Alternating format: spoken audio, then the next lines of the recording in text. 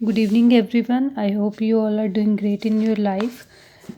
Let's start with another topic, that is sigma bonding in square planar complexes. सबसे पहले square planar complexes की structures कैसी होती है। Ml4 ये स्ट्रक्चर अगर हमने जनरेट करनी हो तो हम किससे जनरेट कर सकते हैं सबसे इजीली, ऑक्टाहेड्रल में से। बस सिर्फ इसमें क्या फ़र्क है, अगर हमने इस स्ट्रक्चर में चेंज करना है तो हमें ये दो लिगेंड्स क्या करने पड़ेंगे, रिमूव करने पड़ेंगे। तो उसी वे में सबसे पहले अगर हम इसकी स्प्लिटिंग को अगर हमें समझना हो तो थोड़ा सा सीएफटी का रोल ले लेते हैं। सीएफटी ने क्या बताया था कि हमारे पास डी के जो 5 ऑर्बिटल्स हैं they are degenerate until ligand will not approach it.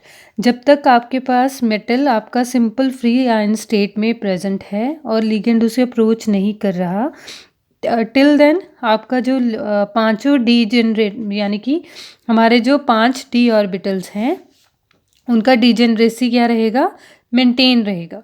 So what we expected कि अगर हमारे लिगेंड अप्रोच भी करते तो होना क्या चाहिए था, सिस्टम को ऐसे ही 5 ऑर्बिटल्स को एक्साइट कर जाना चाहिए था। ठीक, तो हमारी एनर्जी उसके बाद हमारे जो ये 5 ऑर्बिटल्स हैं ये हमने किस में स्प्लिट हो गए थे, ऑक्टाहेड्रल में चल रहे हैं, क्योंकि हमने ऑक्टाहेड्रल से स्क्वायर प्लेनर की तरफ मूव करना है।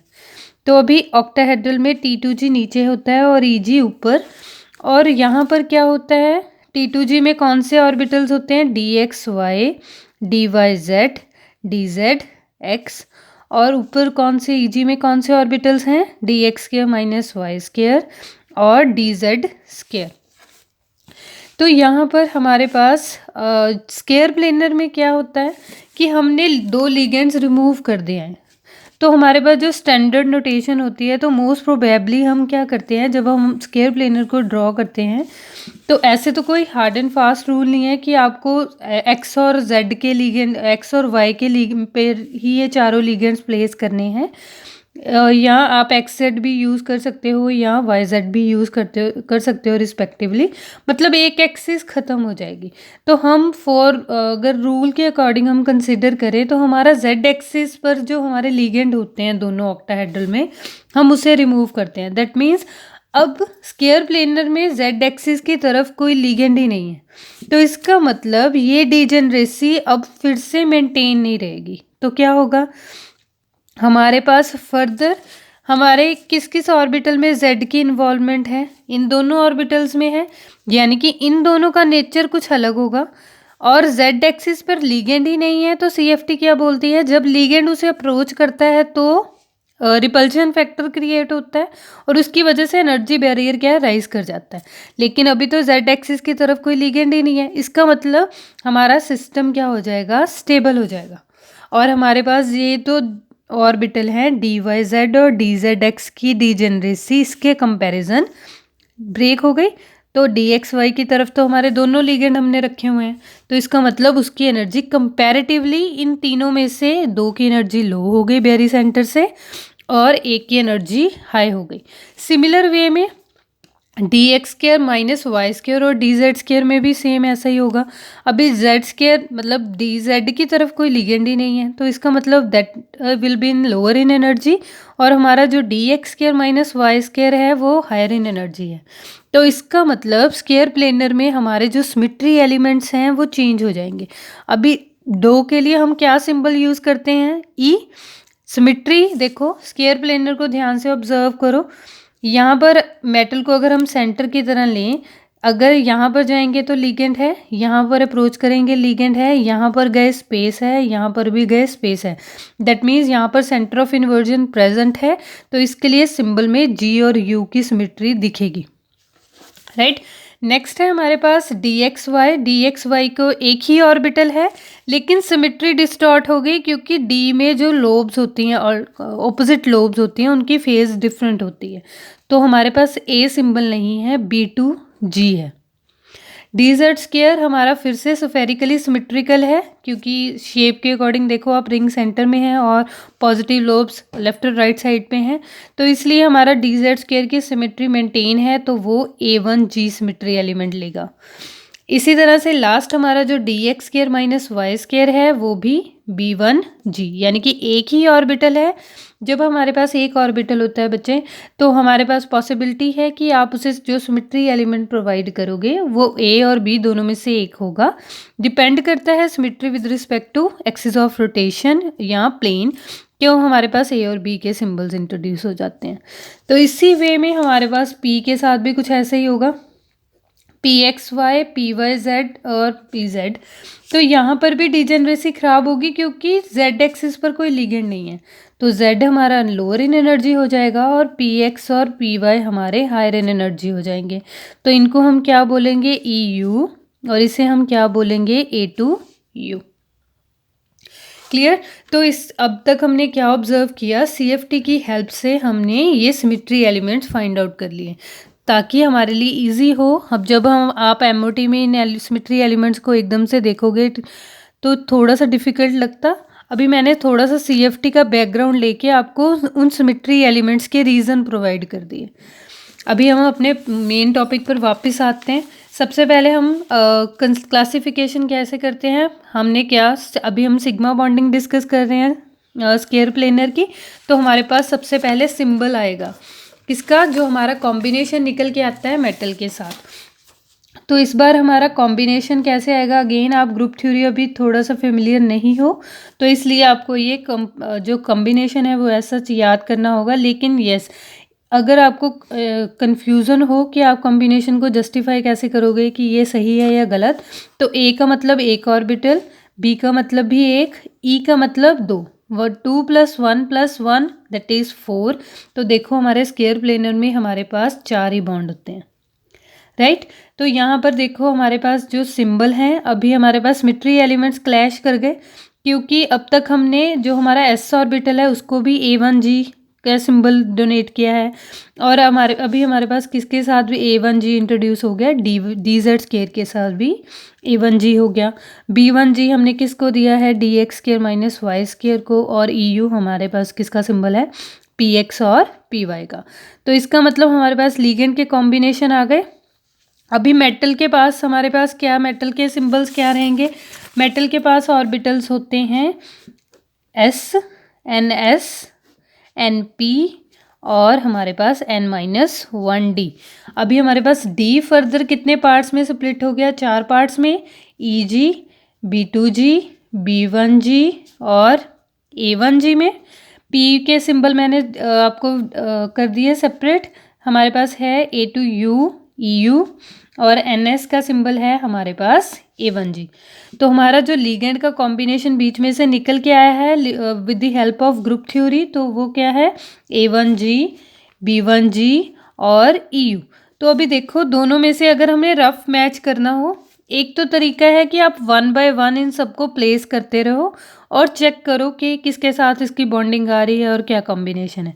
लेकिन सुजेस्टिव वे क्या है कि आपके पास A1G मैच करेगा तो आपके पास मॉलिक्यूलर ऑर्बिटल जनरेट होगा, B1G मैच करेगा तो आपके पास ऑर्बिटल जनरेट होगा, और EU मैच करेगा तो हमारे पास मॉलिक्यूलर ऑर्बिटल्स क्रिएट होंगे। क्योंकि आप कोई भी अब तक हमने जितने भी वो किए हैं स्ट्रक्चर्स, तो मैंने आपको बार बार यही बात बोली है कि अगर मेटल होगा, लिगेंड होगा, तो ही कॉम्बिनेशन पॉसिबल है। अगर दोनों में से एक भी चीज़ मिसिंग हुई तो वो नॉन बॉन्डिंग की तरह काम करेगा। तो इसका मतलब हमारे पास जो ये कॉम्बिनेशन आया है, बजाय इसके कि हम इसे 1 by 1 प्लेस करें, फिर चेक करें, फिर बोले कि नहीं ये सिंबल सूटेबल नहीं है, इसके अलावा हमारे पास जो इजी मेथड है, जो आपके पास ग्रुप थ्योरी का कॉम्बिनेशन है, वो अगर इन सिमेट्री एलिमेंट से मैच करता है, सिर्फ वो एलिमेंट आप कंसिडर करो सिमेट्री एलिमेंट और उसका रिस्पेक्टिव बॉन्डिंग दिखाओ। तो अभी हम वही कर रहे हैं। तो बुक में कैसे किया है, आपके पास यही सिंबल मैच करेंगे। हमने इन सिंबल्स को कैसे शो भी करना है डायग्राम के थ्रू, और आपको एक्सप्लेन करते हैं। तो सबसे पहले हमारे पास S है, S में हम दोनों सिंबल शो करेंगे, दैट इज़ S A1G के लिए भी है और DZ स्क्वायर के लिए भी है। तो इस डायग्राम को ध्यान से ऑब्जर्व करो, ये काफ़ी इजी है। एस हमारे पास A1G, यानी कि A1G क्या है, स्फेरिकली सिमेट्रिकल। स्फेरिकल से सिमेट्रिकल, तो इसका मतलब चारों लिगेंड आपने एक्स और वाई की एक्सिस पर प्लेस किए और चारों अपना हेड ऑन ओवरलैपिंग करेंगे। तो इसका मतलब हमारे पास कॉम्बिनेशन कैसा होगा, 1/2। अभी 1/2 आप 1/n रखो, जैसे हम पहले करते थे 1/n रखते थे और कॉम्बिनेशन लिखते थे, फिर बाद में उसके नॉर्मलाइजेशन कांस्टेंट फाइंड आउट करते थे। तो हमारे पास कॉम्बिनेशन क्या रहेगा, 1/n σ1 प्लस σ2 प्लस σ3 प्लस σ4। तो इन चारों का कॉफिशेंट क्या है, 1। तो हमारे पास नॉर्मलाइजेशन कांस्टेंट क्या आया था, 1² plus 1² plus 1² plus 1² that is 2। तो यहाँ पर हमारे पास 1/2 आया। नेक्स्ट हमारे पास क्या है, dz²। तो आप फिर से इस डायग्राम को ड्रॉ करो। अभी मुझे ये देखो ध्यान से, अभी z एक्सिस पर कोई लिगेंड ही नहीं है, ठीक। जब z एक्सिस पर कोई लिगेंड ही नहीं है तो हमारे पास बॉन्डिंग में, कॉम्बिनेशन में z एक्सिस का कोई रोल नहीं होगा। तो ये चारों किस पर डिपेंड करते हैं, इस पर। तो ये रिंग भी क्या है, नेगेटिव। तो इसका मतलब हमारे पास कॉम्बिनेशन क्या रहेगा, minus of σ1 minus of σ2 minus of σ3 minus of σ4। Phase बदल गया ना। तो यहाँ पर आप क्या करोगे, n फाइंड आउट करोगे तो कॉफिशेंट कंसिडर करना है, 1 minus 1² minus 1² plus minus 1² plus minus 1²। क्योंकि स्क्वायर है तो साइन कंसिडर नहीं होगा। तो यहाँ पर फिर से हमारे पास 1/2 ही नॉर्मलाइजेशन कांस्टेंट आ गया। नेक्स्ट है हमारे पास B1G। B1G का मतलब है dx² minus y²। dx² minus y² को आप कैसे कंसिडर करोगे, हमारे पास ये हमारी एक्सिस है, ठीक है, क्योंकि हमारे लिगेंड्स भी यहीं पर पड़े हैं और z एक्सिस पर कोई लिगेंड ही नहीं है। तो यहाँ पर एक लोब मेरी पूरी की पूरी पॉजिटिव है और एक लोब पूरी की पूरी नेगेटिव है। तो अभी आप पहले से ही आदत डाल लो, सपोज करो मैंने इसे 1 2 3 4, तो मेरे पास ये भी सेम रहेंगे 1 2 3 और 4। तो कॉम्बिनेशन में लिखो, कैसे लिखोगे, 1/n σ1, दोनों सेम फेज हैं, तो यानी कि σ2 प्लस σ4 माइनस σ1 माइनस σ3। तो अगेन कॉफिशेंट स्केयर करोगे तो हमारे पास 1² माइनस 1² माइनस 1², तो अगेन 1/2 ही आएगा। नेक्स्ट हमारे पास हमने ये सिंबल B1G हमारा हो गया। उसके बाद है हमारा EU में हमारे पास कौन से ऑर्बिटल्स हैं, PX और PY, यानी कि सिर्फ एक एक्सिस पर लिगेंड है, या तो एक्स एक्सिस की बात कर रहे हैं तो एक्स एक्सिस के लिगेंड मैंने 1 और 3 लिए हुए हैं और वाई एक्सिस पर मेरे लिगेंड्स वो हैं। तो यहाँ पर बॉन्डिंग सिर्फ इनके साथ है, तो हमारे पास कॉम्बिनेशन क्या होगा, 1/n फेज पॉजिटिव या नेगेटिव, तो क्या आएगा σ1 माइनस σ3। तो यहाँ पर आएगा 1/√2 σ1 माइनस σ3। क्लियर। तो सिमिलर वे में आप PY का कर लेना। तो y एक्सिस हमारी इस तरफ चल रही है तो आप वहाँ पर शो कर देना। That's all about. यहाँ पर हमारे पास ये सारे कॉम्बिनेशन हमने एक्सप्लेन कर दिए। हमारे पास ये डिज़ाइन हो गया। अभी हमने वेव फंक्शन लिखना होता है, तो वेव फंक्शन में आप सिर्फ क्या करते हो, मेटल के ऑर्बिटल को प्लस माइनस करके बॉन्डिंग और मॉलिक्यूलर एंटी बॉन्डिंग का कॉम्बिनेशन लिख देते हो, जैसे हमने ऑक्टाहेड्रल में किया था। जैसे सिमिलर, इसने सिर्फ एक एग्जांपल है, आपने लाइक एज सारे कॉम्बिनेशन ऐसे लिखने हैं। A1G को प्लस माइनस जो हमारा कॉम्बिनेशन है सिर्फ वो ऐड करना है। उसके बाद हमने क्या ड्रॉ करना है, इसका MOT। इसका MOT थोड़ा सा बड़ा हो गया क्योंकि सिंबल हमारे सिमेट्री एलिमेंट्स बढ़ गए। तो यहाँ पर आप फिर से ऐसे ही मेटल के ऑर्बिटल लेबल किए, लिगेंड के ऑर्बिटल लेबल किए और मॉलिक्यूलर ऑर्बिटल लेबल कर दिया। तो यहाँ पर आप सबसे पहले हमने क्या सिंबल याद किया था, G की सिमेट्री U से ज़्यादा होती है, तो इसका मतलब पहले G के बॉन्डिंग ऑर्बिटल्स आएंगे, G वाले सिग्मा में बॉन्डिंग ऑर्बिटल्स, फिर U वाले सिग्मा में बॉन्डिंग ऑर्बिटल्स, फिर उसके बाद नॉन बॉन्डिंग, फिर उसके बाद हमारे पास फर्दर एंटी बॉन्डिंग स्टार्ट हो जाएंगे। अभी हमने एक रूल कैसे किया था कि आप पहले जो हमारा नॉन बॉन्डिंग है वो आइडेंटिफाई करो। तो नॉन बॉन्डिंग आप कैसे आइडेंटिफाई करोगे, जो सिमेट्री एलिमेंट यहाँ पर मैच नहीं करेगा। तो यहाँ पर हमारे पास नॉन बॉन्डिंग में, ये नॉन बॉन्डिंग नहीं है, सिग्मा स्टार है, तो यहाँ पर नॉन बॉन्डिंग आपने लेबल कर दिया। एक नॉन बॉन्डिंग हमारा A2U है आई गेस। तो ये आपने दोनों नॉन बॉन्डिंग ड्रॉ कर दिए। तो अभी यहाँ पर हमने हमारा नेक्स्ट स्टेप क्या होता है कि हमने A1G यानी कि जो सेम सिमेट्री वाले होते हैं उन्हें प्लेस करना है। A1G, B1G और EU। तो इन्हें 1 बाय 1 काउंट करो। A1G कितने हैं? 1 2 3 3 है, तो इसका मतलब इसका एक सिग्मा होगा, एक पार्शियल सेंटर के बीच में सिग्मा स्टार आएगा, एक कंप्लीट वाला आएगा। उसके बाद B1G काउंट करो कितने हैं। B1G हमारे पास 1 और 2 ही हैं, है भी सिग्मा में, सिग्मा और सिग्मा स्टार। EU काउंट करो कितने हैं, 1 और 2। तो अगेन ये हमारा सिग्मा और सिग्मा स्टार। इसके अलावा सबसे पहले हमने G की सिमेट्री को प्रेफरेंस देनी है, फिर U की। तो ये वाला भी आप नीचे लिख सकते थे। A के बाद आप B ड्रॉ करो, फिर आप U करो, उसके बाद हमारे पास नॉन बॉन्डिंग अपने आप आ जाएगा। फिर हमारे पास A1G के 3 थे, एक तो सेंटर में रखना है, एक हम ऊपर कर लेंगे। तो यहाँ पर एक हमारा सेंटर में आ गया। फिर उसके बाद ये हमारे पास जो हमने बेसिकली आपके सिलेबस में कभी भी CFT स्क्वायर प्लेनर की नहीं थी। अब तक आपने ऑक्टाहेड्रल की CFT को पढ़ा है, टेट्राहेड्रल की CFT को पढ़ा है, उसी तरह स्क्वायर प्लेनर की भी CFT होती है कि किस ऑर्बिटल ने कैसे अरेंज होना है। तो EG, फिर उसके बाद A1G, फिर B2G, फिर हमारे पास B1G। ये ऑर्डर आपको याद रखना है। और मॉलिक्यूलर ऑर्बिटल थ्योरी में हमने बार बार जब हमने ऑक्टाहेड्रल का किया था, टेट्राहेड्रल का किया था, तो हमने एक बात को माइंड में रखा था कि हमारा CFT वॉयलेट नहीं होना चाहिए, CFT फॉलो होना चाहिए MOT के अंदर। तो इसका मतलब ये आप ध्यान में रखोगे, क्योंकि ये आपने कभी सिलेबस में इंक्लूड नहीं रहा, तो इसलिए आपको ये वाला ऑर्डर ऐसे ही याद रखना होगा। और उसके बाद जो रिमेनिंग ऑर्बिटल्स हैं आप उन्हें अरेंज कर दोगे। नेक्स्ट है हमारे पास पाई बॉन्डिंग। पाई बॉन्डिंग में अगेन हमारे पास 2 तरह के लिगेंड पॉसिबल हैं, या तो सिग्मा डोनर पाई डोनर हो सकते हैं, या फिर पाई एक्सेप्टर। तो दोनों के पाई डोनर हो या पाई एक्सेप्टर हो, तो हमने कॉम्बिनेशन तो करना ही है। सबसे पहले हमारे पास जो इसका पाई कॉम्बिनेशन निकल के आएगा वो क्या है, A2G, A2U, B2G, B2U, EG, EU। तो आउट ऑफ दिस हमारे पास जो मेटल के प्रेजेंट ऑर्बिटल्स हैं, तो मैं दोबारा से यहाँ पर कंपेयर करके देखो, ये रहे हमारे पास मेटल के ऑर्बिटल, साइड वाइज कंपेयर करो।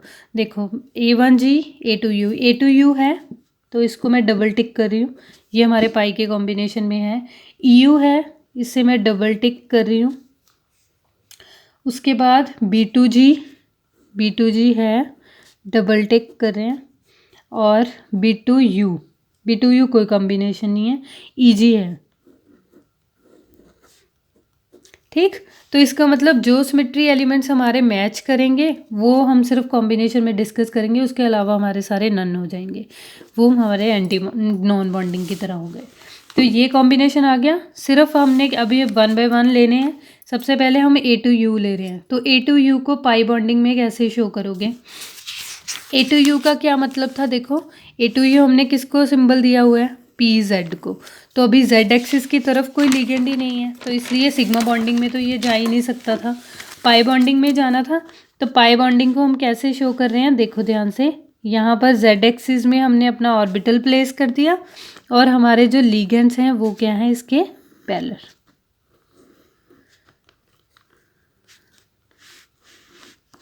ठीक, तो यहाँ पर X और Y हो गया। अभी ये वाले जो इस एक्सिस के पैरेलल ही चल रहे हैं, Z एक्सिस के पैरेलल ही चल रहे हैं, यानी कि ये जो हमारी लोब्स हैं ये क्या है, Z है। तो हमारे पास पाई Z ligand 1 plus pi Z, क्योंकि ये पॉजिटिव के साथ पॉजिटिव फेज नहीं बदला ना, पॉजिटिव और नेगेटिव सेम रहेगा। यहाँ पर पॉजिटिव नेगेटिव आप शो भी कर सकते हो, तो उसी वे में रहेगा, पॉजिटिव नेगेटिव।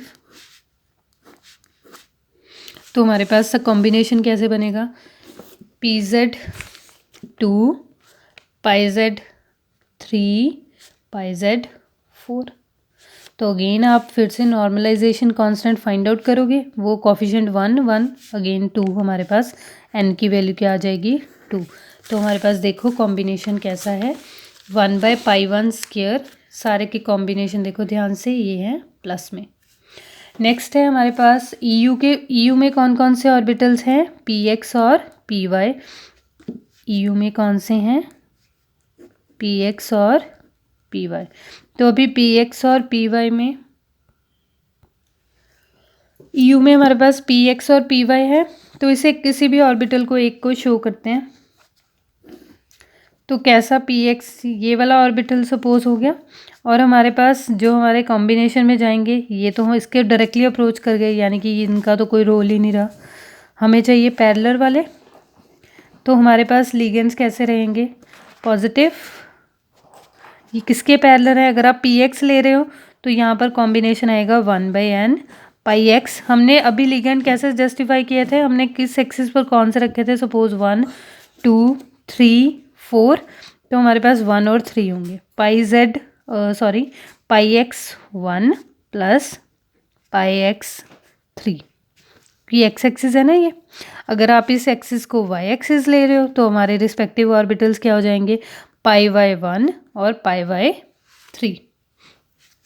और नॉर्मलाइजेशन कांस्टेंट फिर से कोफिशिएंट का स्क्वायर, और n की वैल्यू फिर से क्या आएगी, √2। तो यहाँ पर देखो कॉम्बिनेशन में ये डिपेंड करता है कि बुक वाले ने कौन से लिगेंड्स किस एक्सिस पर लिए हैं, तो उस हिसाब से उसका कॉम्बिनेशन क्या हो जाएगा, चेंज हो जाएगा। उसके बाद है नेक्स्ट DXY। तो DXY के ऑर्बिटल्स को ध्यान से समझो। ये हमारी x एक्सिस है, सपोज ये y है, और DXY कैसे करते हो, इन बिटवीन द एक्सिस। तो ये होती है हमारी DXY। हमारे लिगेंड्स कैसे होंगे, ऐसे।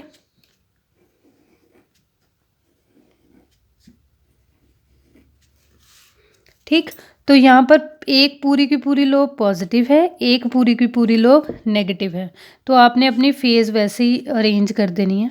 हम इसे समझ लेंगे फिर, नेगेटिव पॉजिटिव, पॉजिटिव नेगेटिव और नेगेटिव पॉजिटिव। तो यहाँ पर देखो ध्यान से, मैंने ये एक्सिस, सपोज हम पहले इसे देख रहे हैं, हमारे एक्स एक्सिस पर कौन सा एक्सिस के पैरेलल आएगा, ये किसी एक्सिस के पैरेलल है, ये वाई एक्सिस के, यानी कि जो एक्स एक्सिस पर लिगेंड पड़े हैं 1, और मैंने इसे सपोज 2 ले लिया, फिर इसे 3 या इसे 4। आप कोई से भी लिगेंड लेके चलोगे, आप अपना कॉम्बिनेशन एक्सप्लेन कर सकते हो। यहाँ पर देखो, जो हमारी फर्स्ट ये वाली एक्सिस है, एक्स एक्सिस को ध्यान से ऑब्जर्व करो। यहाँ पर पहले हाथ रख के, यहाँ पर देखो ये नेगेटिव फेज है, और यहाँ पर हाथ रखा है ये पॉजिटिव, यानी कि 1 और 2 में की फेज में ऑपोजिट साइंस होंगे। तो अब आप पे डिपेंड करता है कि आप किस साइड का लिगेंड पॉजिटिव या नेगेटिव रखते हो। तो मैंने ये वाली साइड का रख लिया।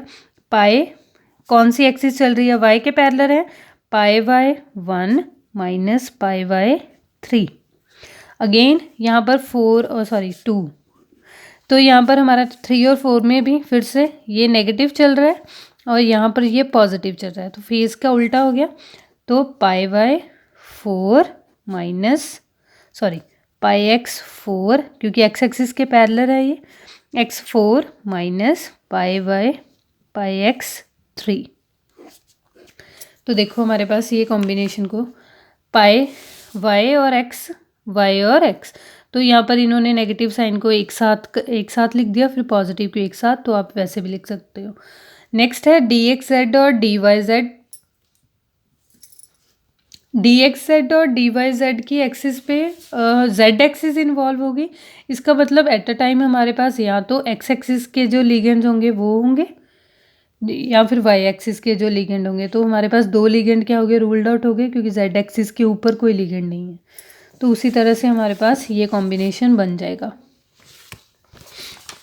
अगेन, तो यहाँ पर अभी हम डिस्कस कर रहे हैं MOT। तो MOT में आप कैसे मेंशन करोगे, हमारे पास मेटल के ऑर्बिटल शो करने हैं D, S और P। सिमिलर वे में लिगेंड का कॉम्बिनेशन, अभी लिगेंड में क्या क्या ऐड हो गया, सिग्मा का कॉम्बिनेशन हमने पहले डिस्कस किया था, और पाई का कॉम्बिनेशन एक और ऐड हो गया।